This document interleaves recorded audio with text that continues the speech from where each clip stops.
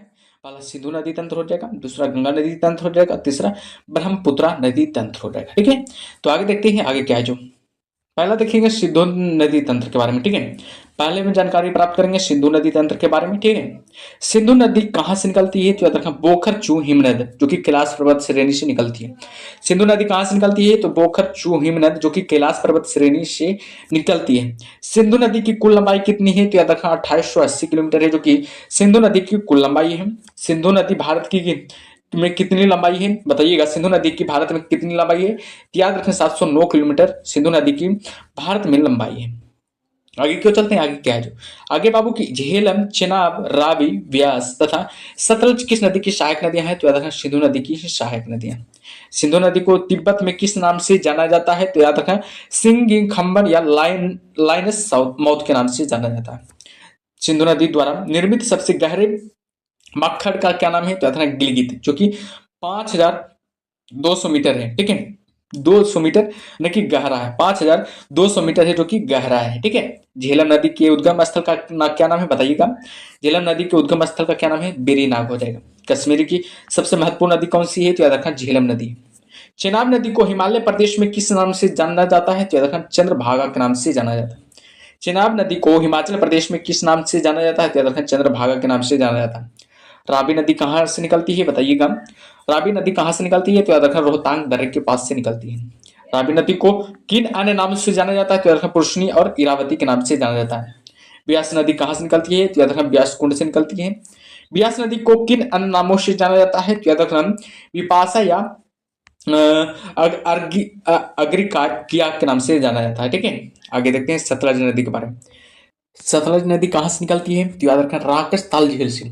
सतलज नदी कहाँ से निकलती है, तो हमेशा याद रखिएगा राकस ताल झील से सतलज नदी निकलती है। आगे देखते हैं सतलज नदी की भारत में कुल लंबाई कितनी है, तो हमेशा याद रखिएगा 1050 किलोमीटर सतलज नदी की भारत में कुल लंबाई है। ठीक है, तो याद रखिएगा सब पॉइंट को, वेरी वेरी इंपॉर्टेंट पॉइंट है बाबू एग्जाम के अकॉर्डिंग। आगे देखते हैं घाघरा नदी कहाँ से निकलती है, तो हमेशा याद रखना शिवालिक के पाद मालवा पंख से। घाघरा नदी कहाँ से निकलती है, शिवालिक के पाद मालवा पंख से। ठीक है, तो हमेशा याद रखिएगा। आगे है कि घाघरा नदी को किस अन्य नाम से जाना जाता है, तो हमेशा रखना पौराणिक सरस्वती के नाम से जाना जाता है। घाघरा नदी को किस अन्य नाम से जाना जाता है, तो हमेशा याद रखिएगा पौराणिक सरस्वती के नाम से जाना जाता है। ठीक है, आगे देखते हैं आगे क्या है। जो आगे देखते हैं आगे क्या है। जो ठीक है, गंगा नदी तंत्र के बारे में जानेंगे, गंगा नदी तंत्र के बारे में। ठीक है, गंगा नदी का उद्गम स्थल कहाँ है, तो याद रखना गोमुख हिमनद से। याद रखना है गंगा नदी का उद्गम स्थल कहाँ है, तो याद रखना गोमुख जो हिमनद। ठीक है, आगे है किन दो नदियों के संगम के बाद यह गंगा नदी कहलाती है। किन दो नदियों के संगम के बाद यह गंगा नदी कहलाती है, तो हमेशा रखना भागीरथी और अलकनंदा के। याद रखना भागीरथी और अलकनंदा के संगम के बाद यह नदी क्या कहलाती है, गंगा नदी कहलाती है। भारत का सबसे बड़ा नदी बेसिन का नाम क्या है, तो याद रखना गंगा नदी बेसिन। भारत का सबसे बड़ा बड़ा नदी बेसिन का नाम क्या है, तो याद रखना गंगा नदी बेसिन हो जाएगा। ठीक है, आगे देखते हैं आगे क्या है। जो आगे गंगा नदी की लंबाई कितनी है, तो याद रखना 2501 किलोमीटर। 2501 किलोमीटर गंगा नदी की लंबाई है। भारत की बृहत्तम नदी का नाम क्या है, तो याद रखना गंगा नदी। भारत की बृहत्तम नदी का नाम क्या है, तो हमेशा याद रखिएगा बाबू गंगा नदी हो जाएगा। ठीक है, आगे है कि गंगा नदी को बांग्लादेश में किस नाम से जाना जाता है। गंगा नदी को बांग्लादेश में किस नाम से जाना जाता है, तो याद रखना पद्मा के नाम से जाना जाता है। पद्मा के नाम से किसे जाना जाता है, तो याद रखना गंगा नदी को जाना जाता है। ठीक है, आगे देखते हैं आगे क्या है। जो आगे है कि गंगा ब्रह्मपुत्र द्वारा निर्मित विश्व के सबसे बड़े डेल्टा का नाम क्या है, तो याद रखना सुंदरबन का डेल्टा। सुंदर वन का डेल्टा हो जाएगा, सुंदर वन का डेल्टा हो जाएगा। ठीक है, यमुना नदी कहाँ से निकलती है, तो हमेशा रखना यमुनोत्री हिमनद से निकलती है। यमुना नदी की लंबाई कितनी है, तो याद रखना 960 किलोमीटर। यमुना नदी की लंबाई कितनी है, तो याद रखना हमेशा 960 किलोमीटर यमुना नदी की लंबाई है। ठीक है, आगे देखते हैं आगे क्या है। जो आगे बाबू की यमुना नदी गंगा में किस स्थान पर मिलती है। यमुना नदी गंगा में किस स्थान पर मिलती है, तो हमेशा याद रखिएगा इलाहाबाद में मिलती है। ठीक है, यमुना नदी गंगा में किस स्थान पर मिलती है, तो हमेशा याद रखिएगा इलाहाबाद में मिलती है। आगे है कि किस नदी को परम में अरुणा नदी के नाम से जाना जाता है। याद रखिएगा किस नदी को परम में अरुणा नदी के नाम से जाना जाता है, तो हमेशा रखना कोसी नदी को। कोसी नदी को परम में अरुणा नदी के नाम से जाना जाता है। आगे की सबसे अधिक पथ परिवर्तन करने वाली नदी कौन सी है, तो हमेशा रखना कोसी नदी बाबू, ठीक है। सबसे अधिक पथ परिवर्तन करने वाली नदी कौन सी है, तो हमेशा रखना कोसी नदी। और बिहार का शोक नदी किसे कहा जाता है, तो हमेशा रखना कोसी नदी को ही बिहार का शोक नदी कहा जाता है। बंगाल का शोक नदी किस नदी को कहते हैं, तो याद रखना दामोदर को। बंगाल का शोक नदी किस नदी को कहा जाता है, तो हमेशा रखना है दामोदर नदी को, ठीक है। आगे देखते हैं आगे क्या है जो आगे है, अरावली पर्वत श्रृंखला किस नदी प्रणाली से द्विविभाजित होती है। अरावली पर्वत श्रृंखला किस नदी प्रणाली से द्विविभाजित होती है, तो हमेशा रखना चंबल नदी और साबरमती नदी से। याद रखना चंबल और साबरमती से, ठीक है। याद रखिएगा चंबल और साबरमती से, ठीक है। चलिए आगे क्यों चलते हैं, आगे क्या है जो आगे है कि किस नदी को बिहार का शोक नदी कहा जाता है, तो हमेशा रखना कोसी नदी को। कोसी नदी को बिहार का शोक नदी कहा जाता है, तो हमेशा याद रखिएगा कोसी नदी को बिहार का शोक नदी कहा जाता है। चंबल नदी की लंबाई कितना है, तो हमेशा रखना 960 किलोमीटर बाबू, ठीक है। 960 किलोमीटर चंबल नदी की क्या है, लंबाई, ठीक है। चलिए ब्रह्मपुत्र नदी तंत्र के बारे में आज जानेंगे, ब्रह्मपुत्र नदी तंत्र के बारे में, ठीक है। ब्रह्मपुत्र नदी कहां से निकलती है बताइएगा। ब्रह्मपुत्र नदी कहां से निकलती है, तो याद रखना मानसरोवर झील के पास चीमा युंग दुंग हिमनद से। याद रखना मानसरोवर झील के पास चीमा युंग दुंग हिमनद से बाबू, ठीक है। चीमा युंग दुंग हिमनद से निकलती है। अगला है ब्रह्मपुत्र को तिब्बत में किस नाम से जाना जाता है, तो याद रखना शांगप्पो। शांगप्पो के नाम से जाना जाता है। ब्रह्मपुत्र को तिब्बत में किस नाम से जाना जाता है, तो याद रखना शांगप्पो के नाम से जाना जाता है। आगे है कि एशिया का सबसे बड़ा नदी द्वीप मजौली किस नदी में है, तो याद रखना ब्रह्मपुत्र नदी में। एशिया का सबसे बड़ा नदी द्वीप मजौली किस नदी में है, तो हमेशा रखना ब्रह्मपुत्र नदी में, ठीक है। चलिए प्रायद्वीपीय भारत की नदियां देखते हैं। प्रायद्वीपीय भारत की नदियां कौन कौन है। प्रायद्वीपीय भारत की नदियां पश्चिमी की ओर बहने वाली नदियां का नाम ही याद रखिएगा। पश्चिम की ओर बहने वाली की नदियां का नाम क्या है। पहला नर्मदा नदी आ गया, भारत के किस राज्य में बहती है, तो याद रखना मध्य प्रदेश में बहती है। नर्मदा नदी भारत के किस राज्य में बहती है, तो हमेशा याद रखना लेकिन मध्य प्रदेश में बहती है। नर्मदा नदी कहां से निकलती है, तो हमेशा रखना अमरकंटक के पठार से, जो कि छत्तीसगढ़ से निकलती है, ठीक है। अमरकंटक के पठार से निकलती है। नर्मदा नदी कहां से निकलती है, तो हमेशा रखिएगा अमरकंटक के पठार से निकलती है। नर्मदा नदी की कुल लंबाई कितनी है, तो हमेशा रखना 1300 किलोमीटर है। याद रखिएगा नर्मदा नदी की कुल लंबाई 1300 किलोमीटर है। नर्मदा नदी जिस घाटी से होकर गुजरती है उसे क्या कहा जाता है, विभ्रंश घाटी कहा जाता है, रिफ्ट वैली कहा जाता है। याद रखिएगा विभ्रंश घाटी या रिफ्ट वैली कहा जाता है, ठीक है। चलिए आगे देखते हैं नर्मदा नदी कहाँ गिरती है। नर्मदा नदी कहाँ जाकर गिरती है, तो हमेशा रखना खंभात की खाड़ी में जाकर गिरती है। ताप्ती नदी कहाँ से निकलती है, तो हमेशा रखना सतपुड़ा श्रेणी से निकलती है। ताप्ती नदी कहाँ से निकलती है, तो हमेशा रखिएगा सतपुड़ा श्रेणी से निकलती है। ताप्ती नदी की कुल लंबाई कितनी है, तो हमेशा रखना 700 किलोमीटर, जो कि ताप्ती नदी की कुल लंबाई है, ठीक है। ताप्ती नदी किस घाटी से होकर गुजरती है, तो हमेशा रखना विभ्रंश घाटी से होकर गुजरती है। ताप्ती नदी किस घाटी से होकर गुजरती है, तो याद रखना विभ्रंश घाटी से होकर गुजरती है। ताप्ती नदी मुहाना कहाँ बनाती है, तो याद रखना सूरत शहर के नीचे बनाती है। ताप्ती नदी मुहाना कहाँ बनाती है, तो याद रखना सूरत शहर के नीचे बनाती है, ठीक है। आगे देखते हैं साबरमती नदी कहां से निकलती है बताइएगा। साबरमती नदी कहां से निकलती है, तो याद शिवमोगा जिला, जो कि कर्नाटक में पड़ता है। साबरमती नदी कहां सॉरी शरावती नदी कहां से निकलती है, तो याद रखें शिवमोगा जिला, जो कि कर्नाटक से निकलती है, ठीक है। गरसोप्पा जलप्रपात या गरसोप्पा जलप्रपात किस नदी पर है, तो याद रखें शरावती नदी पर, ठीक है। गरसोप्पा जलप्रपात या गरसोप्पा जलप्रपात किस नदी पर है, तो याद रखें शरावती नदी पर, ठीक है। भारत की लवण नदी के नाम से किस नदी को जाना जाता है। भारत की लवण नदी के नाम से किस नदी को जाना जाता है, तो याद रखना लूनी नदी को, ठीक है। आगे लूनी नदी किस में गिरती है, तो याद रखना कच्छ के रण में गिरती है, ठीक है, जो कि गुजरात में पड़ता है। लूनी नदी कहाँ किस में गिरती है, तो याद रखना कच्छ के रण में गिरती है। साबरमती नदी कहाँ गिरती है, तो याद रखना खंभात की खाड़ी में जाकर गिरती है। बनास नदी कहाँ गिरती है, तो याद रखना कच्छ के रण में गिरती है। माही नदी कहाँ जाकर गिरती है, तो याद रखना खंभात की खाड़ी में जाकर गिरती है। तो ये सबको जरूर याद रखिएगा, ठीक है। ये सबसे एग्जाम में जरूर सवाल बनता है, ठीक है, तो ये सब पर ध्यान दीजिएगा। चलिए आगे देखते हैं आगे क्या है जो आगे पश्चिम की ओर बहने वाली नदियां डेल्टा निर्माण नहीं करती। याद रखिएगा, ये पॉइंट जरूरी है याद रखना, ठीक है। पश्चिम की ओर बहने वाली नदियां डेल्टा का निर्माण करती है नहीं करती है, हमेशा याद रखिएगा। अब पूर्व की ओर बहने वाली नदियां, गोदावरी नदी कहां से निकलती है, तो याद रखना नासिक यानी कि महाराष्ट्र से निकलती है। गोदावरी नदी कहां गिरती है, तो याद रखना बंगाल की खाड़ी में जाकर गिरती है। दक्षिण भारत या प्रायद्वीपीय भारत की सबसे बड़ी नदी कौन सी है, तो याद रखना गोदावरी नदी हो जाएगा। चलिए आगे देखते हैं बाबू आगे क्या है जो आगे वृद्ध गंगा के नाम से किस नदी को जाना जाता है, तो याद रखना गोदावरी नदी को वृद्ध गंगा के नाम से जाना जाता है। बेन गंगा तथा पेन गंगा किसकी सहायक नदियां हैं, तो याद रखना गोदावरी नदी की सहायक नदियां कौन है, तो याद रखना बेन गंगा तथा पेन गंगा हो जाएगा। कावेरी नदी कहां से निकलती है, तो याद रखना ब्रह्मगिरी श्रेणी से निकलती है। कावेरी नदी कहां से निकलती है, तो याद रखना ब्रह्मगिरी श्रेणी से निकलती है, ठीक है। तो चलिए आगे को चलते हैं आगे क्या है जो आगे कावेरी नदी कहाँ गिरती है, तो याद रखना बंगाल की खाड़ी में जाकर कावेरी नदी गिरती है। कावेरी नदी जल विवाद मुख्यतः किन दो राज्यों के बीच हुआ था, तो याद रखना कर्नाटक और तमिलनाडु के बीच। कावेरी नदी जल विवाद मुख्यतः किन दो राज्यों के बीच हुआ था, तो याद रखना कर्नाटक तथा तमिलनाडु के बीच। दक्षिण भारत की गंगा के नाम से किस नदी को जाना जाता है, दक्षिण भारत की गंगा के नाम से किस नदी को जाना जाता है, तो हमेशा रखना कावेरी नदी को। ठीक है। कृष्णा नदी कहां से निकलती है, याद रखना महाबलेश्वर से निकलती है। कृष्णा नदी कहां से निकलती है, तो हमेशा रखना महाबलेश्वर से निकलती है। कृष्णा नदी कहाँ गिरती है, तो याद रखना बंगाल की खाड़ी में जाकर गिरती है। कृष्णा नदी कहाँ जाकर गिरती है, तो हमेशा याद रखिएगा बंगाल की खाड़ी में जाकर गिरती है। ठीक है। आगे है कि पेनार बेसिन कहाँ स्थित है, बताइएगा पेनार बेसिन कहाँ स्थित है, तो याद रखना कृष्णा और कावेरी नदी के बीच स्थित है। पेनार बेसिन है जो कहाँ स्थित है, तो याद रखना कृष्णा और कावेरी नदी के बीच स्थित है। महानदी कहाँ से निकलती है, तो याद रखना छत्तीसगढ़ के बेसिन से निकलती है। महानदी कहाँ से निकलती है, छत्तीसगढ़ के बेसिन से निकलती है। महानदी कहाँ जाकर गिरती है, तो याद रखना बंगाल की खाड़ी में जाकर गिरती है। महानदी कहाँ जाकर गिरती है, तो हमेशा रखे बंगाल की खाड़ी में जाकर गिरती है। गंगा नदी उदाहरण है, तो याद रखना पूर्ववर्ती अफवाह का भाव। ठीक है। गंगा नदी किसका उदाहरण है, तो याद रखना पूर्ववर्ती अफवाह का। बांग्लादेश में गंगा नदी को पुकारा नाम क्या है, तो याद रखना पद्मा। ठीक है। बांग्लादेश के लोग क्या पुकारते हैं गंगा नदी को, तो याद रखना पद्मा के नाम से पुकारते हैं। ठीक है। तो याद रखिएगा। आगे भागीरथी नदी की निकलती है, कहां से निकलती है बताइएगा। भागीरथी नदी कहां से निकलती है, तो हमेशा याद रखिएगा गोमुख से निकलती है बाबू। ठीक है। गोमुख से भागीरथी नदी निकलती है। तो याद रखिएगा ऑप्शन नंबर एक क्या हो जाएगा, करेक्ट आंसर हो जाएगा।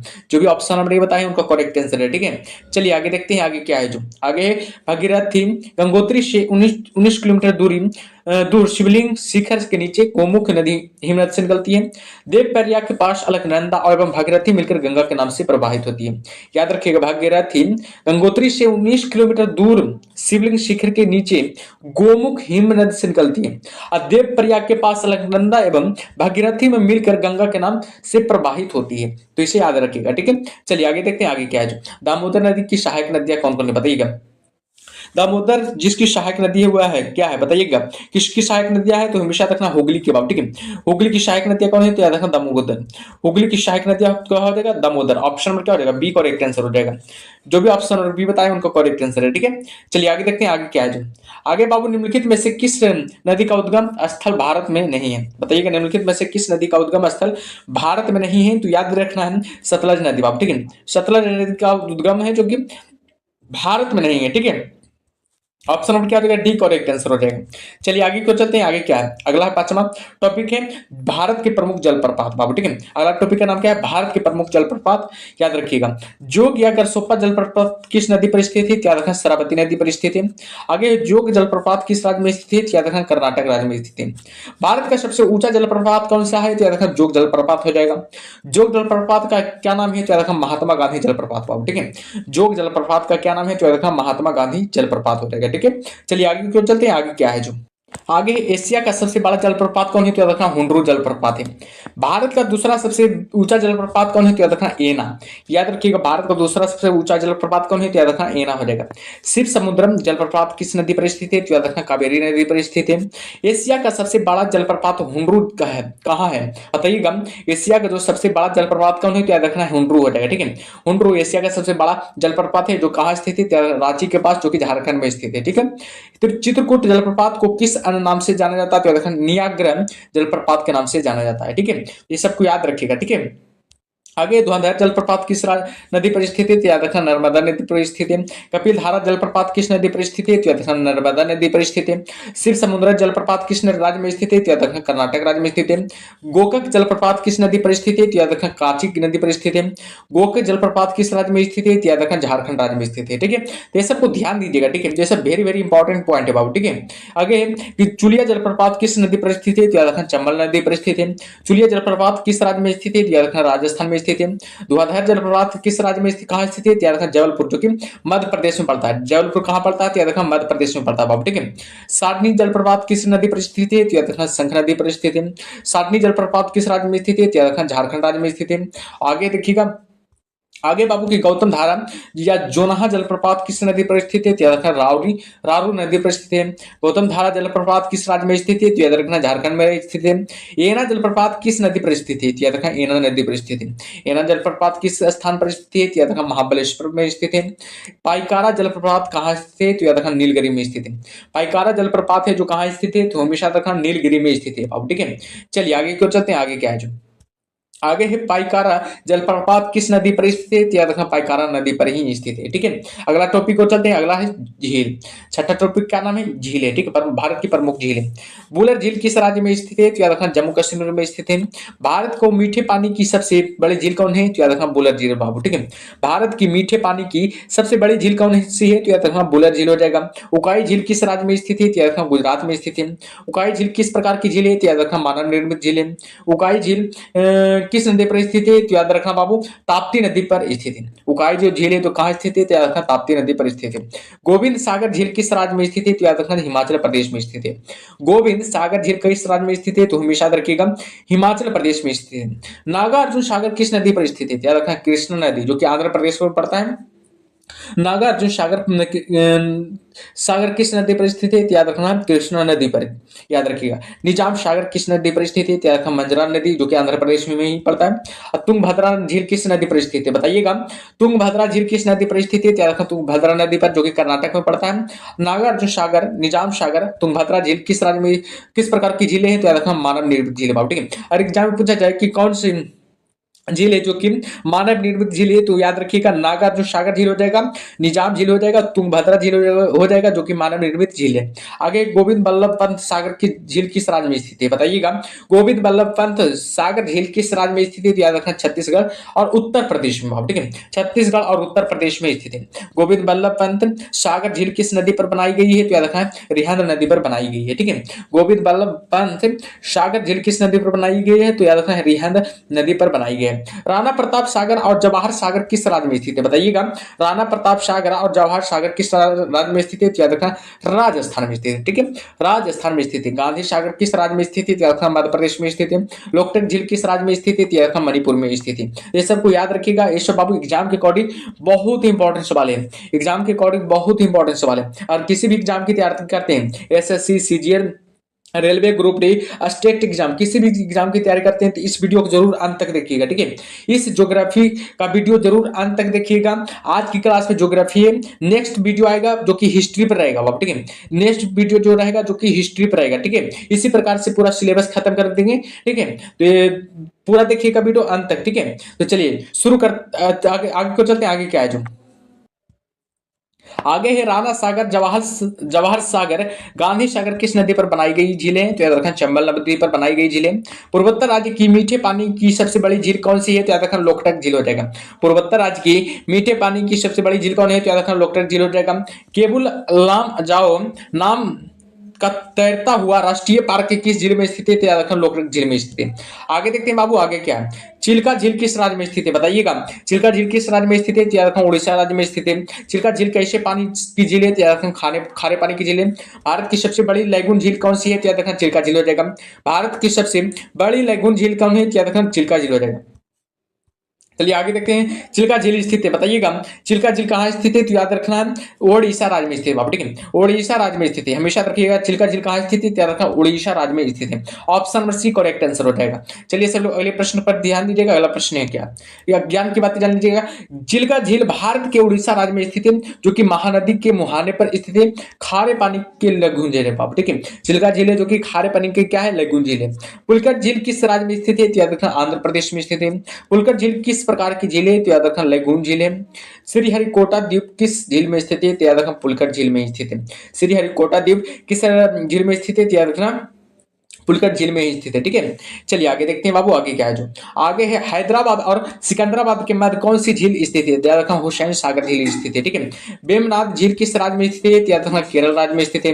वेमनाथ झील में कौन सा द्वीप स्थित है, याद रखना वेलिंगटन द्वीप स्थित है। भारत का सबसे छोटा राष्ट्रीय राजमार्ग NH-47 किस द्वीप पर स्थित है, याद रखना बाबू वेलिंगटन झील, वेलिंगटन द्वीप पर स्थित है। ठीक है, वेलिंगटन द्वीप पर स्थित है। अल्टमुदी झील केरल की किस प्रकार की झील है, याद रखना लैगून झील के बाबू। ठीक है, लोनार झील किस राज्य में स्थित है, याद रखना महाराष्ट्र में स्थित है। लोनार झील है जो कहाँ स्थित है, तो याद रखना महाराष्ट्र राज्य में स्थित है। लोनार झील किस प्रकार की झील है, तो याद रखना क्रेटर झील है बाबू। ठीक है, लोनार झील किस प्रकार का झील है, तो याद रखना क्रेटर है प्रकार की झील है। उल्का पिंड गिरने से बनी झील कौन सी है, तो याद रखना लोनार झील है बाबू। ठीक है, उल्का पिंड गिरने से बनी झील कौन है, तो याद रखना लोनार झील ही है। ठीक है, चलिए आगे देखते हैं, आगे क्या है जो आगे भारत की सबसे अधिक ऊंचाई पर स्थित झील कौन सी है, तो याद रखना लहामू झील बाबू, ठीक है, चो लहामू झील हो जाएगा, ठीक है। चलिए आगे देखते हैं। आगे भारत में की मीठे पानी की झील की सबसे बड़ी झील कौन हो जाएगा, बुलर झील है, जो कि जम्मू कश्मीर में स्थित है। भारत की खारे पानी की सबसे बड़ी झील कौन है, तो याद रखना शामर झील बाबू, ठीक है, जो कि राजस्थान में स्थित है। भारत की सबसे बड़ी लेगुन झील कौन है, तो याद रखना चिल्का झील, जो कि उड़ीसा राज्य में स्थित है।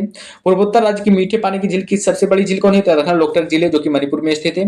और भारत की सबसे ऊंचाई पर स्थित झील कौन है, तो याद रखना चोलहमलू झील हो जाएगा। और भारत की लोनार झील किस राज्य में स्थित है, किस प्रकार की झील है, तो याद रखना क्रेटर झील है, ठीक है। तो चलिए आगे देखते हैं आगे क्या है। आगे है चोलामू झील से किस नदी का उद्गम होता है, तो याद रखना तीस्ता नदी का उद्गम होता है। डल झील किस राज्य में स्थित है, तो याद रखना जम्मू कश्मीर में स्थित है। उसका झील कहाँ स्थित है, तो याद रखना अजमेर, जो कि राजस्थान में पड़ता है, ठीक है। अजमेर कहाँ पड़ता है, जो कि राजस्थान में पड़ता है। वो कहाँ स्थित है, पुष्कर झील कहाँ स्थित है, तो याद रखना अजमेर में ही स्थित है, ठीक है। चलिए आगे देखते हैं आगे क्या है जो। आगे सांभर झील किस राज्य में स्थित है, तो याद रखना राजस्थान में स्थित है। सांभर जो झील है किस राज्य में स्थित है, तो याद रखना राजस्थान में स्थित है। भारत की सबसे बड़ी खारे पानी की झील कौन सी है, तो याद रखना सांभर झील ही है, ठीक है। लूनक सागर, पंचभद्रा या डिडवाना राजस्थान की कैसी पानी की झील है, तो याद रखना खारे पानी की झील है। उदय सागर, पिछोला, जय समंद, राज्य समंद झील किस राज्य में स्थित है, तो याद रखना राजस्थान में स्थित है।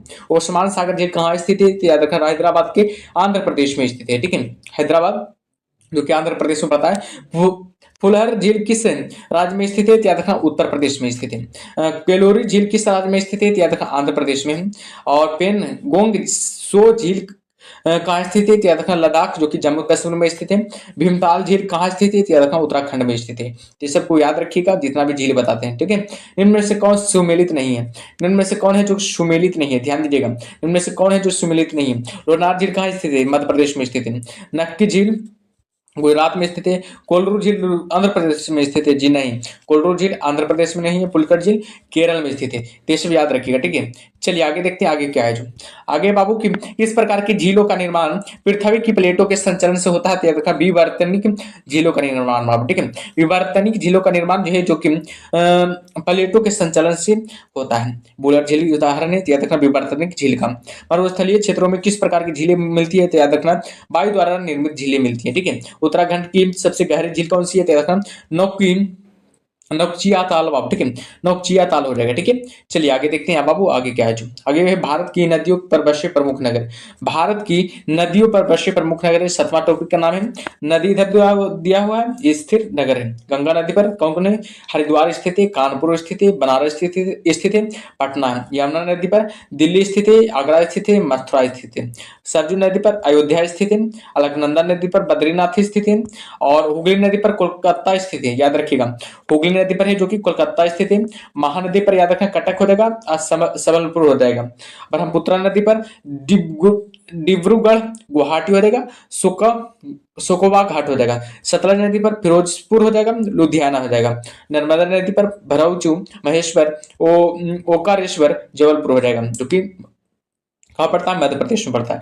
चंबल नदी पर चोटा स्थित है, याद रखना कोटा स्थित है, सॉरी, चंबल नदी पर कोटा स्थित है। झेलम नदी पर श्रीनगर स्थित है। तुंगभद्रा कुर्नूल स्थित है। और छिप्रा पर नदी पर उज्जैन स्थित है, याद रखिएगा। गोमती नदी पर बताइएगा, गोमती नदी पर यानी कि लखनऊ स्थित है। गोमती नदी पर लखनऊ स्थित है, याद रखिएगा, ठीक है। चलिए आगे की ओर चलते, आगे क्या है जो। आगे है गोदावरी नदी पर नासिक स्थित है। कावेरी नदी पर श्रीरंगपट्टनम स्थित है। ताप्ती नदी पर सूरत स्थित है। कृष्णा नदी पर विजयवाड़ा स्थित है। कृष्णा नदी पर कौन स्थित है, विजयवाड़ा स्थित है। मूसी नदी पर हैदराबाद स्थित है। बेतवा नदी पर ओरछा स्थित है। साबरमती नदी पर अहमदाबाद स्थित है। तो याद रखिएगा सबको, ठीक है। आगे है इलाहाबाद में यानी कि गंगा स्थित है, यमुना स्थित है, सरस्वती के संगम पर है, याद रखिएगा। अगला टॉपिक का नाम है भारत की नदियां पर बने प्रमुख बांध। भारत की नदियां पर बने क्या है, प्रमुख बांध है, तो याद रखिएगा सबको बांध को, ठीक है। आगे है कि भारत का सबसे ऊंचा बांध कौन सा है, तो याद रखना टिहरी बांध बाबू, ठीक है। भारत का सबसे ऊंचा बांध टिहरी बांध हो जाएगा। भारत का सबसे लंबा बांध कौन सा है, तो याद रखना हीराकुंड बांध हो जाएगा। भारत का सबसे लंबा बांध हीराकुंड बांध हो जाएगा। नागार्जुन सागर बांध किस नदी पर बना है, तो याद रखना कृष्णा नदी पर बना है। जो कि आंध्र प्रदेश में स्थित है।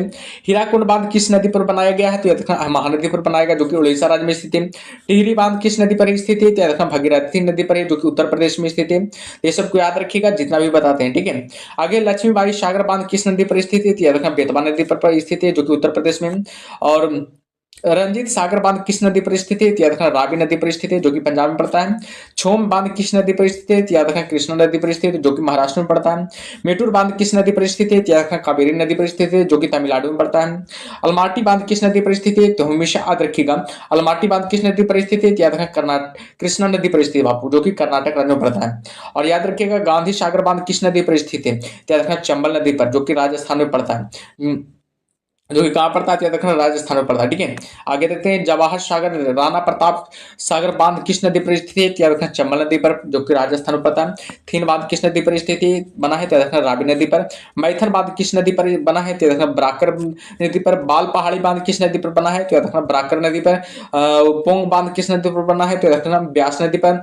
फरक्का बांध किस नदी पर बनाया गया है? तो याद रखना गंगा नदी पर, ठीक है। तो ये सबको याद रखिएगा, ठीक है। आगे बाबू कि इडुक्की बांध किस राज्य में स्थित है? तो याद रखना केरल राज्य में स्थित है। मैराची बांध किस नदी पर बना है? तो याद रखना मैराची नदी पर, और जो कि पश्चिम बंगाल में पड़ता है। काठी बांध किस नदी पर स्थित है? तो याद रखना रामगंगा पर, जो कि उत्तर प्रदेश में स्थित है। गोविंद बल्लभ भाई पंत सागर किस नदी पर बना है? तो याद रखिएगा रिहंद नदी पर बना है, जो कि उत्तर प्रदेश में पड़ता है। तो ये सब को याद रखिएगा। अब भारत की बहुउद्देशीय परियोजना परियोजना नंबर टॉपिक का नाम क्या है? भारत की बहुउद्देशीय परियोजना। यहाँ परियोजना है, इधर नदी है, इधर राज्य का नाम है। भाखड़ा नंगल परियोजना सतलज नदी पर बनाया गया है। किस नदी कहाँ स्थित है? तो याद रखना पंजाब में स्थित है। ब्यास परियोजना ब्यास नदी पर बनाया गया, पंजाब में स्थित है। इंदिरा गांधी नहर परियोजना सतलज व ब्यास के संगम पर स्थित है, जो कि पंजाब में स्थित है। तो याद रखिएगा। आगे बाबू हीराकुंड परियोजना महानदी पर बनाया गया है, जो कि उड़ीसा राज्य में स्थित है। और नागार्जुन सागर परियोजना कृष्णा नदी पर है, जो कि आंध्र प्रदेश में स्थित है। चंबल परियोजना चंबल नदी पर है और राजस्थान में स्थित है। चलिए आगे को चलते, आगे क्या है जो आगे दामोदर परियोजना किस राज्य में स्थित है? दामोदर नदी पर स्थित है, झारखंड व पश्चिम बंगाल में स्थित है। गंडक परियोजना गंडक नदी पर बिहार, उत्तर प्रदेश और नेपाल में स्थित है। काकड़ा पाड़ा परियोजना ताप्ती नदी पर गुजरात में स्थित है। कोयना परियोजना कोयना नदी पर महाराष्ट्र में स्थित है। मचकुंड परियोजना मचकुंड नदी पर उड़ीसा एवं आंध्र प्रदेश में स्थित है। मलभरा परियोजना मलभरा प्रभा पर स्थित है, जो कि कर्नाटक राज्य में स्थित है। मयूराक्षी परियोजना कहाँ स्थित है? तो मयूराक्षी नदी पर पश्चिम बंगाल में स्थित है, ठीक है। तो ये सबको याद रखिएगा जितना भी बताते हैं उसको, ठीक है। बारगी परियोजना बारगी नदी पर, जो कि मध्य प्रदेश में स्थित है। भीमा परियोजना जो कि पवना नदी पर महाराष्ट्र में स्थित है। जयकवाड़ी परियोजना है, जो कि गोदावरी नदी पर है, जो कि महाराष्ट्र में स्थित है। उकाई परियोजना जो कि ताप्ती नदी पर है, जो कि गुजरात में स्थित है। शारदा परियोजना जो कि शारदा नदी पर है, जो कि उत्तर प्रदेश में है। तवा परियोजना जो कि तवा नदी पर है, जो कि मध्य प्रदेश में स्थित है। तो ये सब याद रखिएगा। आगे देखते हैं बाबू आगे क्या है जो आगे है टिहरी परियोजना, जो कि भगीरथी व मिलंगन गान पर है, जो कि उत्तराखंड राज्य में स्थित है। माता टीला परियोजना बेतवा नदी में स्थित है, जो कि उत्तर प्रदेश व मध्य प्रदेश में है। फरक्का परियोजना जो कि हुगली नदी पर है, जो कि पश्चिम बंगाल में पड़ता है। सलाल परियोजना जो कि चिनाब नदी पर है, जो कि जम्मू कश्मीर में पड़ता है। नर्मदा घाटी परियोजना जो कि नर्मदा नदी पर है, जो कि मध्य प्रदेश में और गुजरात में पड़ता है। सोन परियोजना जो कि सोन नदी पर है, जो कि बिहार में पड़ता है। ऊपरी कृष्णम परियोजना जो कि कृष्णा नदी पर है, जो कि कर्नाटक में पड़ता है। घाट प्रभा परियोजना जो कि घाट प्रभा नदी पर है, जो कि कर्नाटक में पड़ता है। कृष्णा परियोजना जो कि कृष्णा नदी पर है, जो कि महाराष्ट्र में पड़ता है। तो ये सबको याद रखिएगा। आगे देखते हैं बाबू आगे क्या है जो आगे है अपर पेन गंगा परियोजना, जो कि पेन गंगा नदी पर स्थित है, जो कि कहाँ पड़ता है? तो महाराष्ट्र में पड़ता है। नाथप्पा झाकरी परियोजना जो कि सतलज नदी पर है, कहाँ पड़ता है? तो देखा हिमाचल प्रदेश में। भारत पाक बगलिहार जो कि चिनाब नदी पर है, जो कि जम्मू कश्मीर में पड़ता है। काकरापारा परियोजना है जो कि ताप्ती नदी पर है, जो कि जम्मू कश्मीर में पड़ता है। चिटकल परियोजना घाट प्रभा नदी पर कर्नाटक में स्थित है। दुल्हस्ती परियोजना चिनाब नदी पर है, जो कि जम्मू कश्मीर में पड़ता है। आगे देखते हैं बाबू आगे क्या है जो आगे है कि जवाई परियोजना जो कि पाली नदी पर है, जो कि राजस्थान में पड़ता है। जाखम परियोजना जो कि जाखम नदी पर है, जो कि राजस्थान में पड़ता है। पार्वती परियोजना जो कि पार्वती नदी पर है, जो कि राजस्थान में पड़ता है।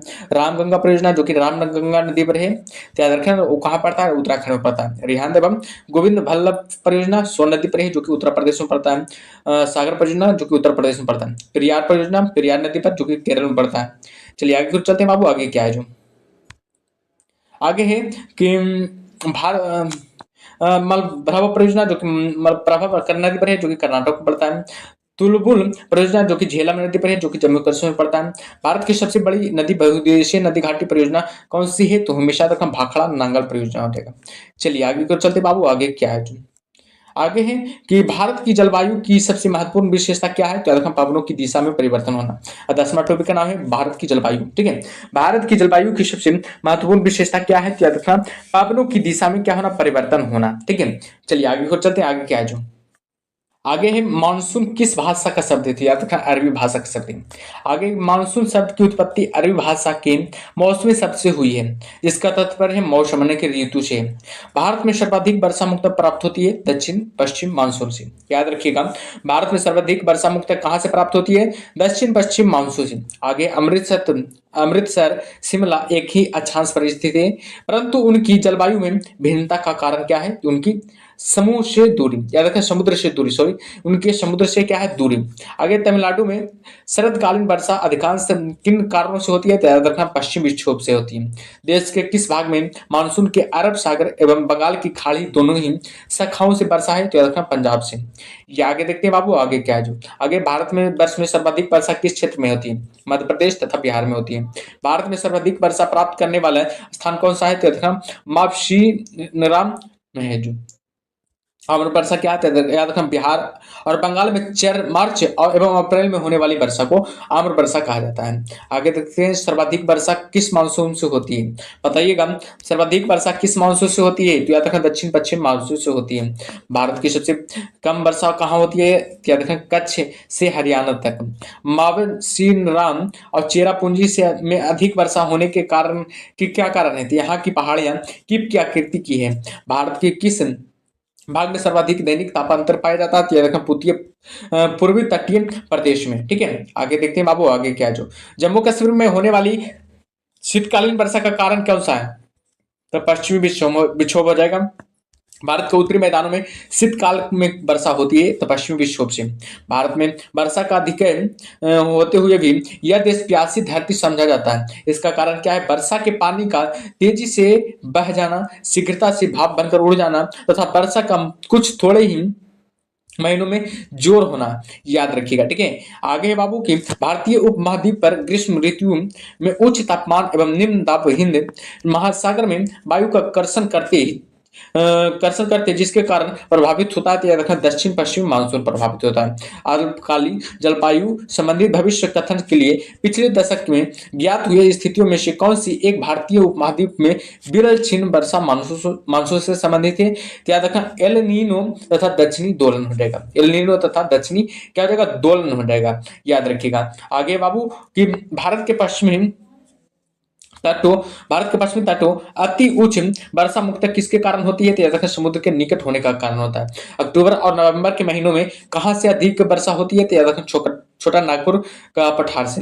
भारतीय मानसून मौसमी विस्थापन से इंगित है, जिसका कारण क्या है? तो याद रखना स्थल समुद्र का विभेदी तापमान। आगे देखते हैं बाबू, आगे क्या है? भारत के किस राज्य में जाड़े के मौसम में वर्षा होती है? तो याद रखना उड़ीसा राज्य में। ठीक है, चलिए आगे क्यों चलते हैं बाबू, आगे क्या है? जो भारत के पश्चिमी समुद्री तट पर वर्षा किस मानसून से होती है? तो दक्षिण पश्चिम मानसून से होती है। किस राज्य में प्रत्यावर्ती मानसून का अधिक प्रभाव होता है? तो याद रखना तमिलनाडु से। उत्तरी पूर्वी मानसून से सबसे अधिक वर्षा प्राप्त करने वाला राज्य कौन है? तो याद रखना तमिलनाडु हो जाएगा। आगे देखते हैं बाबू, आगे क्या है? कौन सा स्थान सबसे कम वर्षा प्राप्त करता है? तो याद रखना लेह हो जाएगा। आगे अगला क्वेश्चन से थोड़ा क्वेश्चन पर ध्यान दीजिएगा। ठीक है, बहुत बार एग्जाम में पूछा गया, एमपी पीसीएस में, उत्तराखंड पीसीएस में सवाल आया था। भारत में ग्रीष्मकालीन मानसून के प्रवाह की सामान्य दिशा क्या है? तो याद रखना दक्षिण से पश्चिम से पूर्व, दक्षिण से पश्चिम से उत्तर से पूर्व बाबू। ठीक है, दक्षिण से पश्चिम से उत्तर से पूर्व। याद रखिएगा, option number D correct answer हो जाएगा। चलिए आगे देखते हैं बाबू, आगे क्या है? जो आगे है कि भारत के किस भाग में सर्वाधिक दैनिक तापांतर पाया जाता है? तो याद रखना राजस्थान के मरुस्थलीय क्षेत्रों में। आगे देखते हैं बाबू, भारत के किस राज्य में मानसून का आगमन सबसे पहले होता है? तो याद रखना केरल में। झारखंड में वर्षा किस मानसून से होती है? तो याद रखना दक्षिण पश्चिमी मानसून से होती है। झारखंड में वर्षा किस मानसून से होती है? तो दक्षिण पश्चिमी मानसून से होती है। तो याद रखिएगा इसको। ठीक है, आगे है कि निम्नलिखित में से किस स्थान पर सबसे कम वार्षिक वर्षा होती है? तो हमेशा याद रखना लेह में बाबू। ठीक है, निम्नलिखित